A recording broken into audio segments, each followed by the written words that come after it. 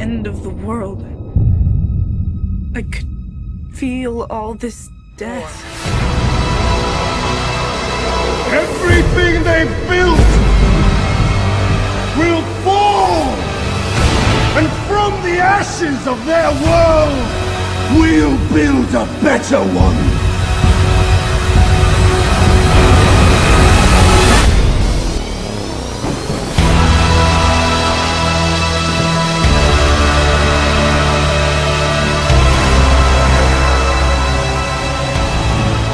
The Bible speaks of signs in the heaven. What does it mean? What is the prophetic significance? Is this the end of the age? And I will show wonders in the heavens and in the earth, blood and fire and pillars of smoke. The sun shall be turned into darkness and the moon into blood before the coming of the great and awesome day of the Lord.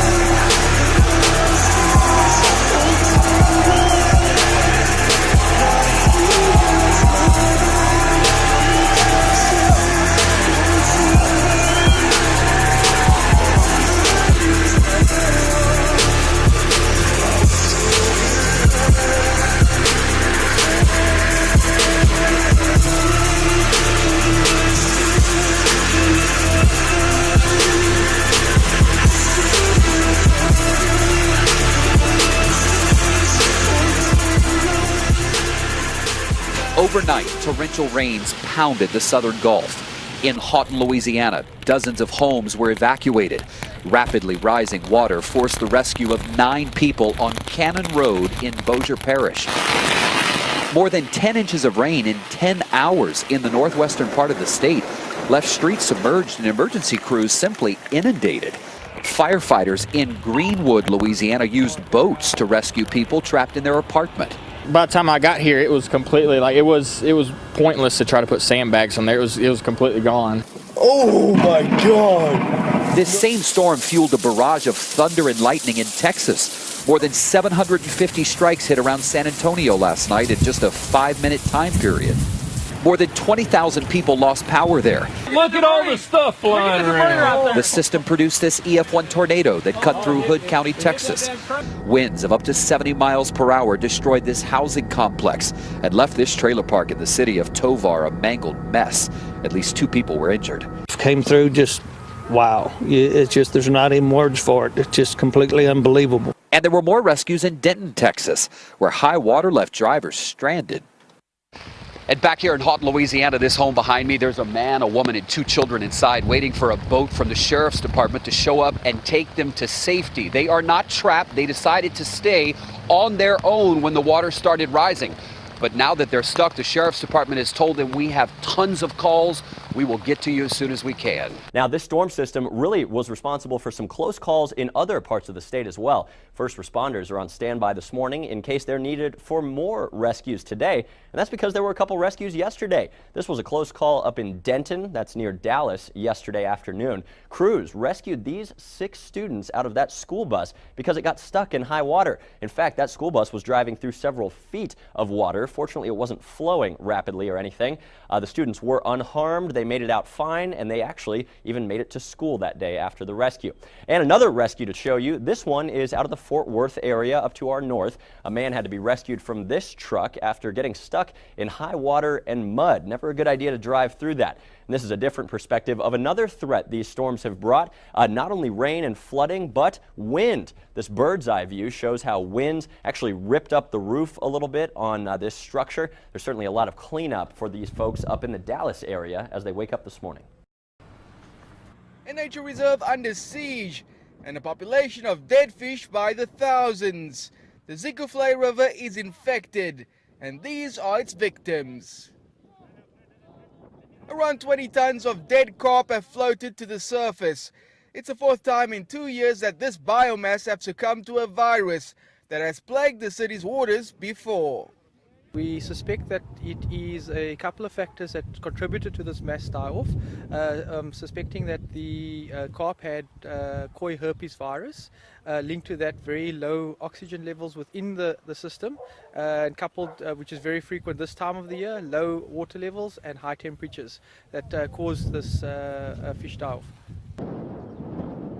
Zickleflay falls within the False Bay Nature Reserve, and it's a biodiversity hotspot, which is home to 241 species of bird and 6 species of fish, so it's very popular with nature lovers. The dead fish have not only stunk up the neighborhood, but fallen foul with fishermen too, who enjoy targeting this massive species. When I first saw it was first a little bit of fish, but after a while, so I started to see it's a lot of fish here that died. And it was this whole area on this side here. I don't know where else did it touch this disease touched. Catch fish here all the time, you see. Every day I come catch fish here. And now at the moment, all the fish is gone, all dead, all washed up now, so there's no fish now for me, you know. And no, it's pretty bad, man, really. It's really bad.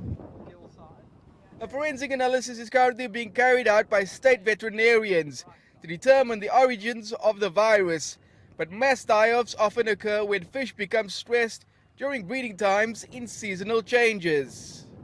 Although these dead fish show no signs of toxicity at this stage, fishermen and local residents have been warned not to consume them. Carcasses that we are seeing at the moment have been decomposing for at least 4 days now, so they would not be safe for human consumption. But the fish in the rest of the flay will be safe to catch. But we do advise people just to not actually take any fish from the flay at this moment, just as a precautionary measure. For now, the cleanup operation continues, and the unpleasant job of collecting the carcasses for disposal falls to the few brave enough to stomach the smell. A humpback whale that washed ashore in Coronado is about to be removed at any moment. It's a story that we've been tracking since it broke at midday. And news since then, 10 News reporter Jessica Chen learned the whale had some signs of injuries. Jessica.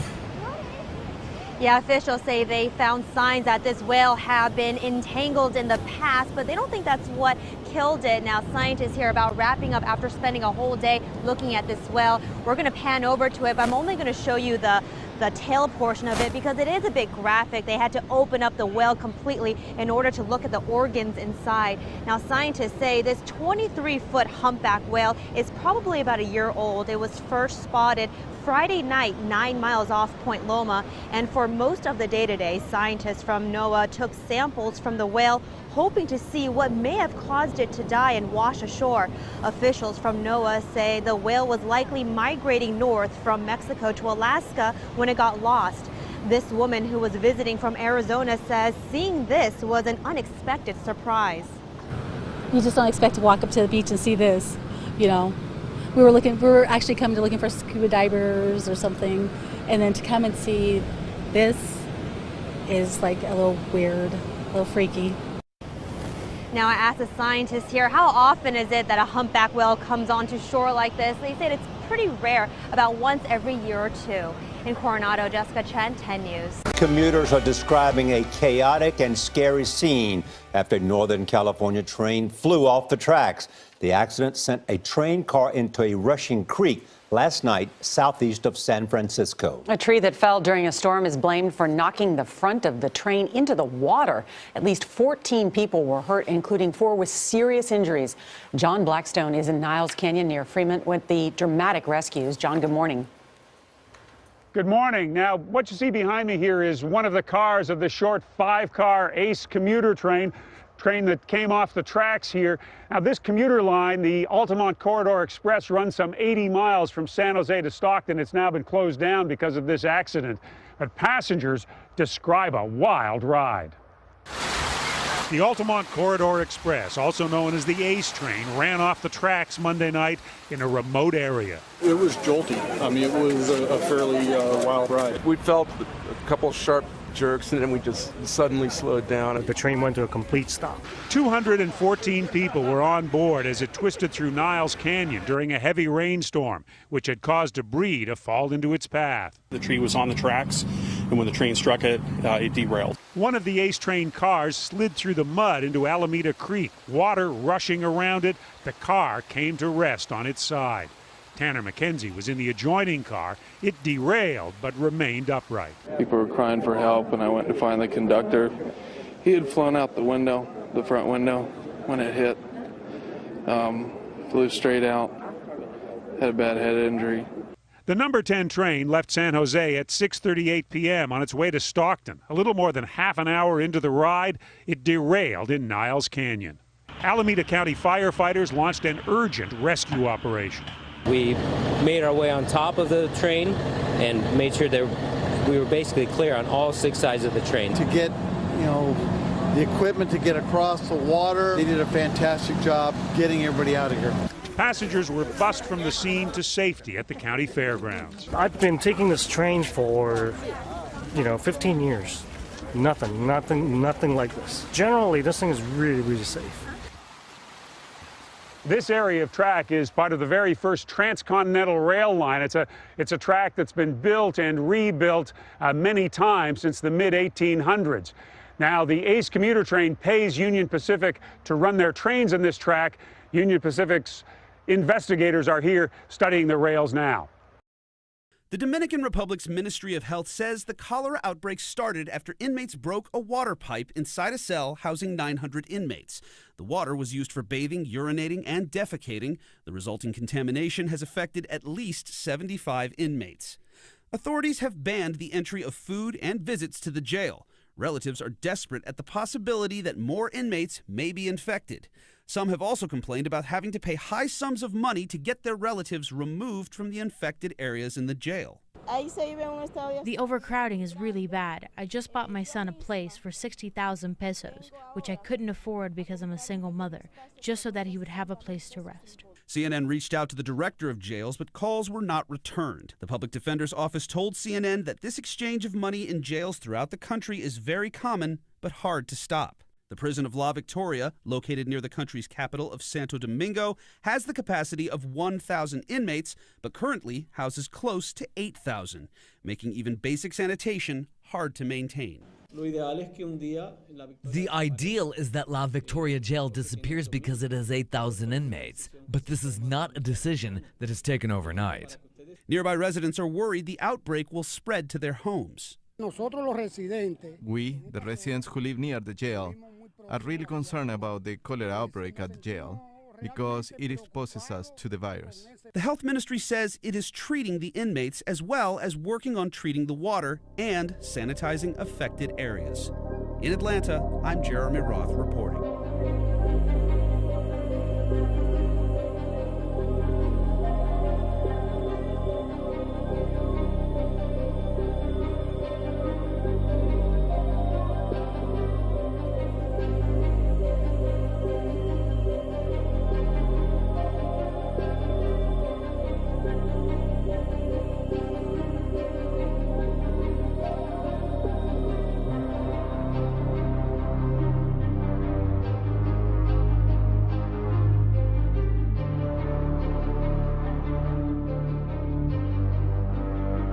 Shoot me! Put the laser right there, put the bullet through the head. Also today, for the first time, we're seeing and hearing what went on inside Lavoy Finicum's truck just moments before he was killed. Investigators say Oregon State Police were justified, but the FBI fired shots too, and now those agents are under investigation. This is KOIN 6 News at 4 o'clock. I'm Jennifer Hoff. And I'm Dan Tilkin. The Deschutes County Sheriff's Office has been investigating the shooting since it happened back on January 26th. Today, we found out a total of 8 shots were fired. 6 were fired by Oregon State Police troopers. 2 came from the FBI tactical agents. Today, the sheriff broke down the timeline of events and every shot that was fired. And our Chris Holmstrom is following up to show you what exactly happened. Shoot me, you shoot me. I'm going to meet the sheriff. The sheriff is waiting for us. You're looking at newly released video showing what happened inside the truck Lavoy Finicum was driving. The cell phone video was shot by Shauna Cox, a passenger with Finicum's group. Her video is synced to the FBI aerial video to give a picture of what was happening on January 26th. This taken as Oregon State Police troopers were trying to get the group to pull over. You can go ahead and shoot me. Put the laser right there, put the bullet through the head. Finicum continues to argue with police for about 4 minutes. That's when he decides to take off. Go. Authorities say he was driving at speeds up to 70 miles per hour. Then about 1.5 miles up the road, a roadblock. Hang on. Okay, they're shooting. Hang on. 3 rounds hit the truck. Investigators justify those shots by saying Finicum was using the vehicle as a dangerous weapon and that troopers believed he intended to crash into them. Instead, he crashed into the snowbank and immediately got out of the vehicle. Go ahead and shoot me. Stay down, stay down, stay down. This scene goes on for about 15 seconds. Investigators point out that Finicum is directly in the middle of the screen. On the top left is one of the 3 troopers. That trooper was armed with the taser, but when Finicum pulled for his gun, 2 other troopers shot him, one not seen in the screen. 3 shots to the torso, his loaded 9mm gun on the left side of his body. Investigators also uncovered several weapons inside the truck. Okay, I get it now. While the other 3 in the truck surrendered, Good to meet you. Good to see you again. Finicum is the only militia member who died in the 41-day standoff. Reporting in Bend, I'm Chris Holmstrom for KOIN 6 News. Now, we've also learned authorities will not be releasing the names of the officers who shot at Finicum because of safety concerns for them and their family. Finicum's wife, Jeanette, released a statement following the news conference in Bend. She says the investigators only presented selected evidence to support their cause. She added, quote, "This was not a traffic stop. It was an ambush with a roadblock placed on a blind curve along a lonely stretch of highway." It goes on to say that Finicum was, quote, "shot with both hands up. He was not reaching for anything at the time of the first shot. He was walking with his hands in the air, a symbol of surrender." And she says the men who shot her husband should not be able to walk free. Shooting to kill with both hands up shocks the conscience. Who are we? We are outraged. The Finicum family will hold a news conference tomorrow. While the Oregon State Police troopers' use of deadly force was found justified, 2 other shots were fired by the FBI and they're under investigation. From the video shot by Militant Shauna Cox, you can hear the shots as Finicum jumps out of the truck after he hit the snowbank. Go ahead and shoot me. Investigators say they discovered a bullet hole in the roof of the truck that they couldn't explain. The FBI's hostage rescue team members who were involved here, they were interviewed following the shooting but did not admit to firing their weapons. Of particular concern to all of us is that the FBI HRT operators did not disclose their shots to our investigators, nor did they disclose specific actions they took after the shooting. And because of that, the Deschutes County Sheriff's Office is still investigating. Also, the Inspector General of the United States Department of Justice is digging into what happened. New charges today against some of the militants who took over the Malheur National Wildlife Refuge in Harney County. Bret Weisberg was in federal court this morning and has the latest on the trial. Well, this is not a trial, actually. We are in the very early stages of this. This is, in fact, getting to that point where this case likely will head to a trial based on what we've learned. Court just let out about 15 minutes ago, and there were several people outside during the court hearing just really to show their support for Ammon Bundy and the other defendants. Outside the federal courthouse, this is what it looked like. These individuals protesting the arrest of Ammon Bundy and the other defendants. I'm out here because I would like to see the truth prevail. I would like to see the truth come out in regards to the Bundys and the Hammonds and LaVoy's murder. It's our right to defend ourselves if our life is threatened. It's our right. All 26 defendants are charged with federal conspiracy. The government also added some new charges to some of the defendants. We have a full rundown on KOIN.com. As for the big moments today during court, Ammon Bundy yelled out, quote, "I have no rights." His brother Ryan now wants to represent himself. As for the trial date, that still has yet to be set. The judge saying that this is a very complex case. We've learned that jury selection could last weeks and the trial itself could last for more than a month. Now, 5 of the defendants still need to be arraigned on this new indictment. That'll happen at a later date. The judge also approved a protective order, but said the attorneys involved need to talk amongst themselves about the scope of that order. The judge saying the protective order is needed to protect the witnesses and their families.